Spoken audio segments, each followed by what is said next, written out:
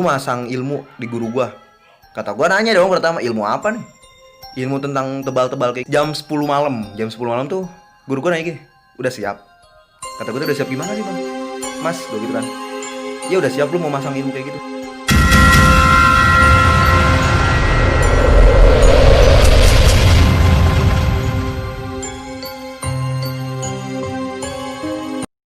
Halo penikmat duniawi, balik lagi di konten gua. Kita ngosor, ngobrol tanpa sensor.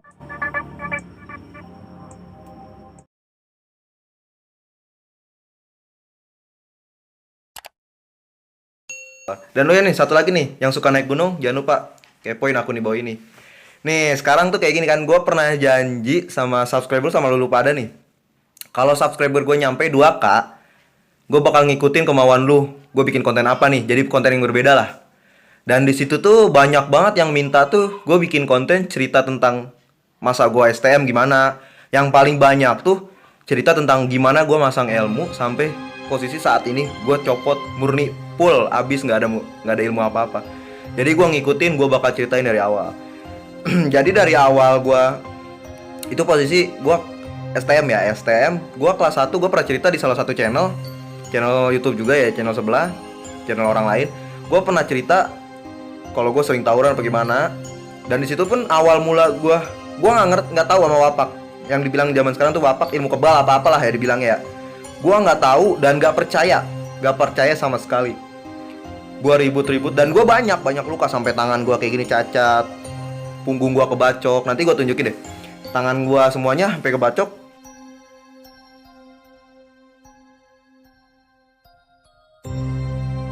Tapi gue nggak ada percaya banget kayak gitu sama ilmu-ilmu wapak itu. Nah, di satu titik pernah ada kejadian itu ultah Yapam tanggal 12 Desember ya, ulang tahun Yapam. Gue tawuran lah dengan STM, salah satu STM Jonggol tuh itu di situ terkenal emang hebatnya STM situ tuh. Gue ribut di depan sekolahan dia. Gue ribut sama sekolahan dia tuh posisi teman gue ngegelar duluan. Jatuhlah dia. Nah posisi kalau udah jatuh kayak gitu gini gue, prinsip gue tuh gini, kalau orang udah jatuh otomatis cuma ada 2 pilihan, dia nggak mati pasti koma. Nah di situ gue mah bukannya so berani ya, gue posisi murni, tapi gue nggak bisa aja gue ngelihat teman sendiri tuh jatuh. Gue refleks lah, gue ngejagain dia jatuh. Gue ngejagain tuh pakai punggung gue refleks, bukan gue so berani tuh, gue refleks dan posisi punggung gue kebacok. Alhasil punggung gue kebacok dan itu sampai celurit itu nancep ya. Jadi prinsip gue gini waktu itu, bukannya so berani, gue mikir kalau temen gue jatuh di depan lagi ngejalur gitu ya, temen gue jatuh, gue lebih baik gue nyelamatin dia, berusaha gue kebacok nih, gue sama dia sama-sama kebacok tapi masih bisa nyelamatin gitu, nggak parah-parah amat, daripada bocah gue jatuh di jalur gue tinggalin dia mati, gue emang nggak kebacok, tapi itu bakal ngerasa bersalah banget gue seumur hidup gue, serius. Dan di situ gue balik lagi, gue cerita gue kebacok kan, cairan anjlok, dibawalah ke rumah sakit sama teman gue. Ya biasalah gue dijahit. Dan itu 2 mili lagi hampir kena apa nih bilangnya ini tuh, jantung.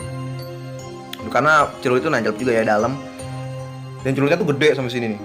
Gue hampir kena jantung itu ya, bikin lama mah. Jadi dokter tuh nggak bisa ngambil tindakan tanpa persetujuan keluarga gue. Gue lama nunggu keluarga gue datang, bokap gue datang, dan posisi malam udah malam banget, bokap gue datang lah. Bokap gue datang, dia tanda tangan.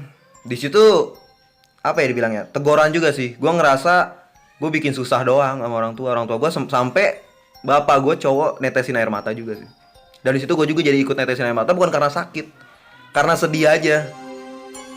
Gue kayak gini apa nyusahin orang tua terus. Dan gue belum lama pulang dari rumah sakit, ada yang ngejenguk abang kelas gue di STM Yapam ya.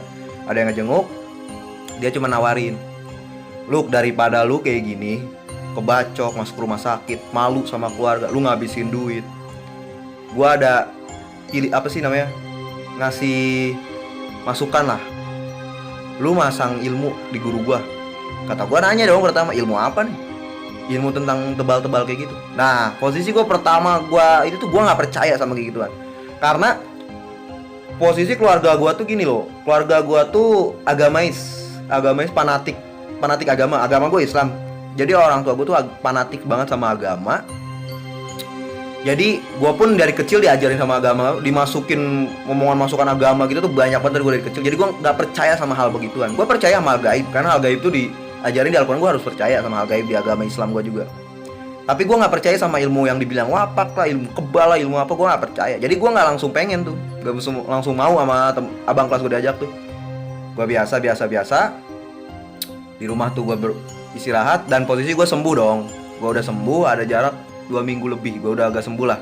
Jahitan udah ada kering, di punggung tuh udah ada kering. Gue sekolah, ribut lah lagi di situ tuh, tawuran lagi ngejalur. Cuman kan posisi gue kayak belum terlalu sehat gitu ya, belum terlalu sembuh banget. Jadi gue mental tuh, posisi tawuran tuh mental. Itu ribut sama salah satu STM warna herang, itu lumayan terpandang sih di situ. Gue ribut, gue mental. Abang kelas gue tuh yang waktu itu nawarin, ngebantalin, kalau di bahasanya ngebantalin, ngebalikin sendiri dia. Dan gue kan jadi refleks juga kan, gue nggak enak kan, gue daripada dia jatuh mati kenapa-napa, gue jadi yang tadinya mental pun gue balik lagi. Tapi itu di mata kepala gue sendiri, gue ngeliat abang kelas gue nangkepin semua celurit, itu musuh gitu tangkepin. Dia nggak pakai jaket, dia pakai wearpack biasa, kayak baju buat praktek di sekolah gue gitu. Itu di depan mata kepala gue sendiri, gue ngeliat depan gue dia nangkisin full. Dia menang dong, gue posisi menang. Habis 1000 tuh gue nongkrong. Dan pertama yang gue tanyain ke abang kelas gue, bang, lu ada yang lecet gak, ada yang luka gak? Karena gue ngeliat sendiri dia nangkisin banyak banget, dari bacokin berapa kali. Dia ngomong gak apa-apa. Dan gue lihat sampai gue saking ini ya, saking takut kenapa-napanya, gue liatin tangan dia, badan dia, gue liatin punggung dia. Gue kata gue, bang, buka bajunya dulu. Gue liatin tuh gak ada, cuman ada kayak merah-merah gitu, merah-merah. Tahu nggak, kayak sebatas kayak lu kena lidi, sapu lidi, lu ditamparin ke badan lu, itu merah gitu doang. Situ gue, orang bener nih, sakti nih. Nah di situ baru gue kayak ada namanya posisi labil ya. Gue jadi kayak percaya aja sama kayak gitu. Dia yang nawarin gue tuh, gue jadi percaya karena mata gue sendiri, gue ngeliat saksi gue gitu, gue saksinya, gue ngeliat dia nggak kenapa-napa, nggak dibacokin sama orang. Ya udahlah kata gue, bang, tawaran lo yang dulu, gue nanya gitu, bang, tawaran lo yang dulu masih bisa nggak sekarang? Masih bisa gimana lu? Masih ada nggak gurunya? Oh ya ada lah, pasti guru gue sendiri. Gue berminat bang. Ya udah iya, lu nanti nunggu waktunya. Kalau nggak libur atau gimana katanya, Sabtu Minggu kita kesana deh. Gue ajak lu kampung gue, ke guru gue juga. Oke bang. Masuklah di satu titik hari Sabtu, tengah weekend gitu ya. Gue pulang cepet, sekolah pulang cepet gue. Kalau ya kan kalau hari Sabtu tuh pulang jam 1 siang gitu ya. Udah seperti biasanya jam 3 jam 4. Gue pulanglah jam 1 siang, diajaklah ke Cariu langsung. Nah ke Cariu tuh gue nyampe sana tuh nggak langsung ke gurunya. Gue nongkrong dulu di rumah abang kelas gue dulu. Jadi bilangnya dijamu dulu ya. Gue dikasih makan, dikasih ngopi-ngopi dulu. Jam tengah 6 sore gue berangkatlah ke gurunya. Masih daerah situ, cuman agak jauh, agak ke pegunungan gitu, agak ke pelosok-pelosok gitu rumah gurunya tuh. Gue masuklah ke situ. Nyampe tuh gue pas banget jam tengah 7 malam. Agak lama ya mungkin, karena jalurnya biasanya nggak jauh-jauh banget, cuman jalurnya tuh jelek. Gimana sih, jalur pegunungan gitu, jadi nggak bisa cepat banget bawa motor, bawa kendaraannya tuh. Nyampe situ, itu gurunya tuh nggak, gue yang sampai saat ini gue sampai bingung tuh, gurunya tuh pernah ngomong gini. Itu baru pertama ketemu, gue kan salaman ya, gue pernah ngomong, oh udah lama saya nunggu kamu. Gue kaget dong, dia bilang kaget banget. Gue nggak kenal dia nggak kenal gue sama dia tuh baru pertama kali ketemu. Kok dia ngomong gitu? Tapi gini, pikiran pertama gue tuh, mungkin ke semua pasien dia, orang guru dukun itu tuh ke pasien semua pasien dia pasti ngomong kayak gitu, biar orangnya tuh percaya bagaimana. Pertama pikiran gue tuh. Jadi gue ya terus dia nanya, ada tujuan apa nih kesini? Ya namanya posisi labil ya. Kalau anak-anak labil tuh tanpa berpikir panjang kan, omongan itu anak-anak kecil, gimana sih omongan anak-anak kecil? Ya jawab aja, gue cuman, saya pengen masang ilmu nggak kebal, ilmu kebal gitu ya. Kayak abang kelas saya, gue tunjukkan abang kelas gue yang itu. Oh ya udah, gampang. Gue diem tuh. Terus mau gimana nih mas? Kan karena guru gue tuh masih muda juga, kayak masih umur 32an lah, gak terlalu tua banget. Jadi gue bingung manggilnya kan, gak mbah gak apa, gue mas.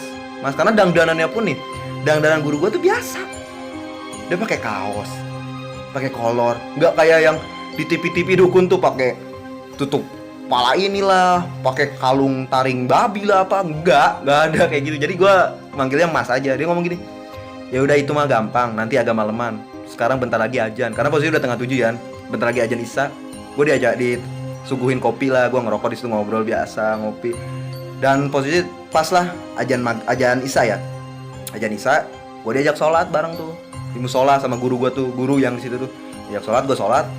Nah pulang sholat tuh gue biasa ngerokok lagi, ngobrol. Sampai titik di jam 10 malam. Jam 10 malam tuh guru gue nanya gini, udah siap? Kata gue tuh, udah siap gimana nih bang? Mas, gue gitu kan. Ya udah siap, lu mau masang ilmu kayak gitu? Udah siap saya. Karena gue masih labil juga karena emang pengen juga ya, pengen kayak gitu.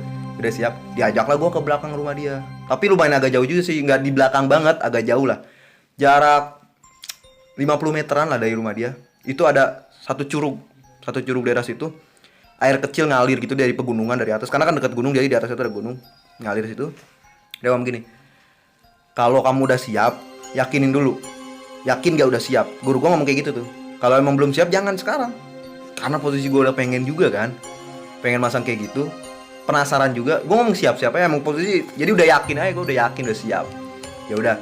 Dia cuman satu nih, guru gue tuh ngasih syarat tuh, apapun yang terjadi jangan sampai buka mata.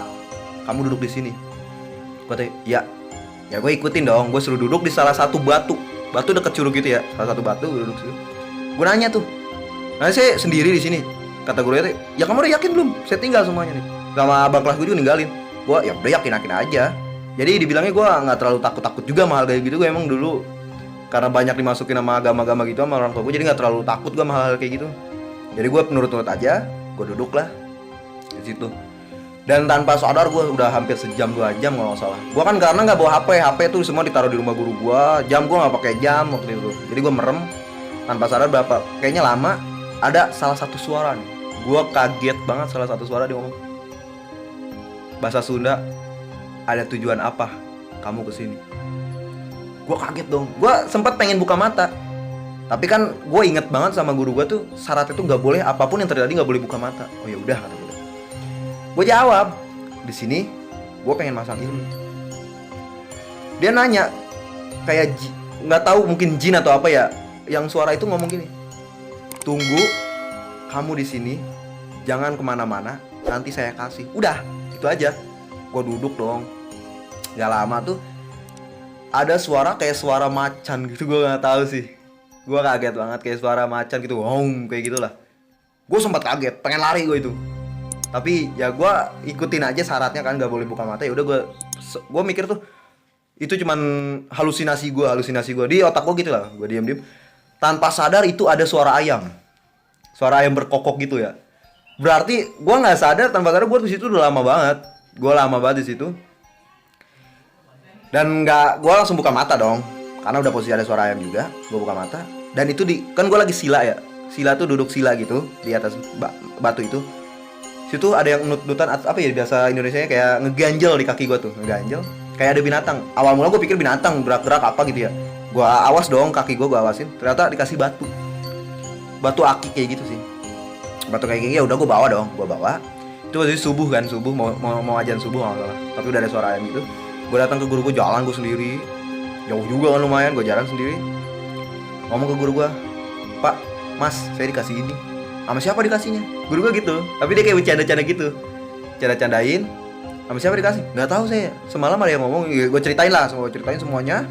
Oh dia langsung cuman gini, dia ngomong, udah simpen, jangan sampai hilang. Oh ya udah. Terus gue gini, karena gue nanya tuh, Mas ini naruhnya di mana nih? Apakah di dompet atau harus di bangku? Di bangku apa sih? Di tas atau gimana? Gue bingung kan. Dia cuma ngomong, nanti juga ada petunjuk. Kata gue, gimana nih? Gue bingung, ada petunjuk apa? Gue ikutin aja, gue pulang dong, karena udah pagi juga, gue pulang lah. Awal gue pulang tuh besoknya kan gue hari Minggu libur gue main biasa. Dan itu tuh gue kan nggak tahu gue taruh di dompet. Tentang awal mula tuh gue taruh di dompet tuh batu tuh kan, takut hilang juga. Malam Senin gue pulang main, gue nongkrong, gue tidur dong. Gue tidur biasa. Gue mimpi, dimasukin lah mimpi, ada seseorang ngomong, tapi nggak tahu orang, nggak tahu apa. Gue nggak pernah lihat mukanya di mimpi itu, tapi dia ngobrol sama gue. Ngobrol gimana? Jaga batu itu, jangan kamu simpan dimanapun, tetap kamu pegang saja, jangan sampai hilang. Itu aja, bahasa Sunda tuh. Gue oh yaudah. Tapi awal mula tuh gue mikir itu mimpi buruk biasa gitu ya. Ya udah santai aja. Tapi gue juga kayak ada nurut-nurutnya juga. Gue nurut aja, gue pegang terus. Jadi setiap tawuran tuh gue pegang. Batu itu gue pegang. Nah anehnya tuh setiap gue tawuran, awal mula gue belum terlalu percaya ya, karena gue belum pernah diisi apa, cuma kayak gitu kan, tapak kayak gitu. Setiap gue tawuran gue ya gue pegang-pegang aja. Gue pegang itu pas udah di jalur, sebelum di jalur ada di tangan. Tapi pas di jalur gak ada. Tapi awal mula tuh gue pikir jatuh atau gimana, gue kan tahu kan. Jatuh, ribut biasa tuh. Ya karena emang dari awal gue sering nangkisin kan, walaupun sebelum gue megang ini gue sering nangkisin, karena gue pernah cerita di salah satu channel gue tuh dulu mah walaupun murni gue sering pakai buku gitu, pakai jaket tebal banget, gue nangkisin. Belum sadar tuh gue nggak mempan. Ada satu titik gue tawuran posisi. Tawuran tuh di gang rumah gue, di situ di depan Tapanunggal. Di situ tuh kayak jalurnya Yapam, jalur kampung gue juga kan, banyak yang ngamanin di situ. Gue ribut sama 2 sekolah. Posisi udah emosi, gue kalau udah emosi pusing, kesel.